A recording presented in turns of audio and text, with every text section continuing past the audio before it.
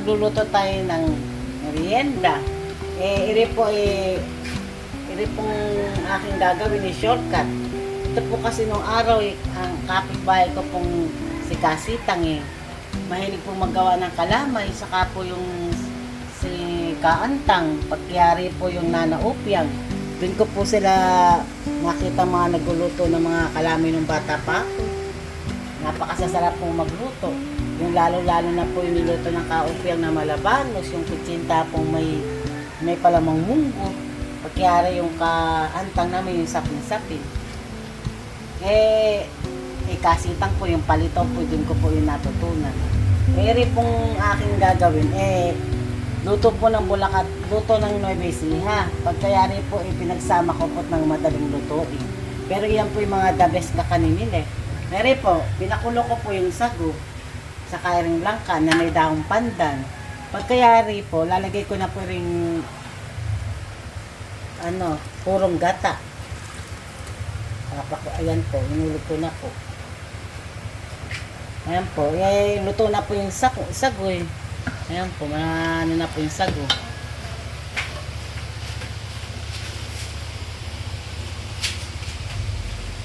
Yun naman pong luto ng Nueva Ecija.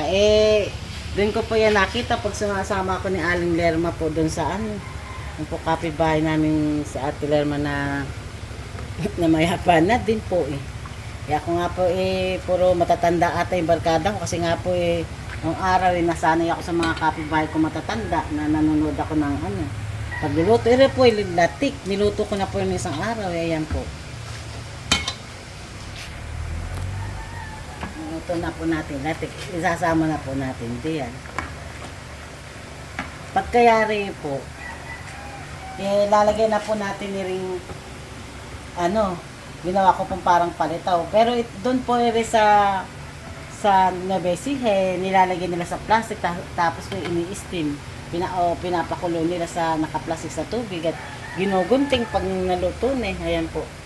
Kaya ako naman po nagugas ng kamay. Malinis po yung kamay ko.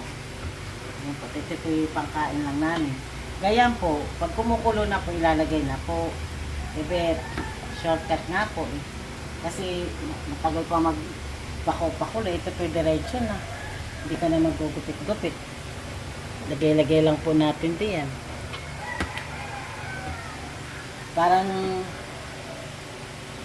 style ginata na style yung nga pong kung ano yung tawag sa Nueva Ecija na yun. Kalamay latik po yata kasi nga po may latik. Ganyan po yung kanilang niluluto na masarap. Pero po yung kanila pong sauce lang po, asukal lang po yun na pinapakulot. Nilalagyan po ng latik. Din naman po sa amin sa Hagunoy, yung pong kalamay hiring naman po, latik po. Pero po, meron pong gata na pinapakulit. Yung po yung ibubuo sa ibabaw. Kaya lang po yung pong pinaka, po doon, yung kakanin na malagkit, yung po ini-steam. Ganun po yung sa amin naman. Yan po ako po yung nag-invento nila Titinan po natin. Masarap. Ayan po. Malapit na po. Halo-haloin po lang natin yan. Ganyan lang po.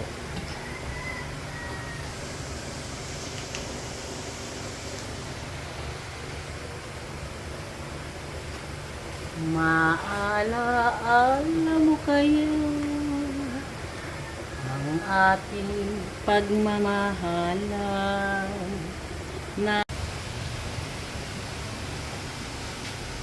na ang pag-ibig mo ay magmamahalin. Di ka kaya magbago sa iyong pagmamahal. Hindi irito hanggang sa libingan. Yan lang po yung aking natutuhan sa aking yung pagkanta. Siya po ay mahilig kumanta ng araw, pero po hindi po mahilig magluto. Kasi itong inang ko po ay taga Bataan napadpad lang po ng Hagunoy yun. Amang ko ay taga Hagunoy, inang ko ay taga Bataan. Alam po noon pangingisda, pag nagtitinda po ng isda sa pangpalengke. Ganun po. At lagi pong kinakantahan yung aking ama. Kaya, yan pong alaala niya sa akin. Saka isa lang pong lutong alam ko sa inang kung yung po iskabetche. Minsan po atin po yung lulutuin. At yung pinapakasarap. Lutong bataan po yun. Ganyan-ganyan po. Pagka ganyan na po, lalagay na po natin na rin pampalapot.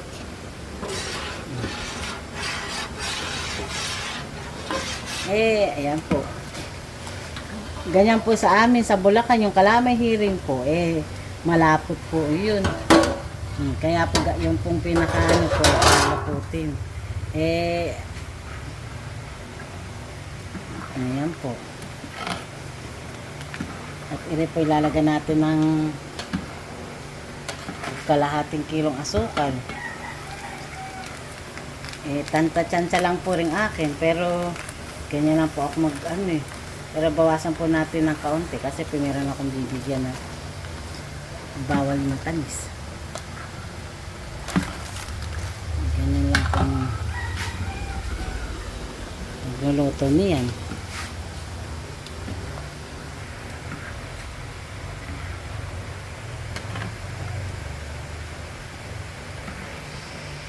Eri po.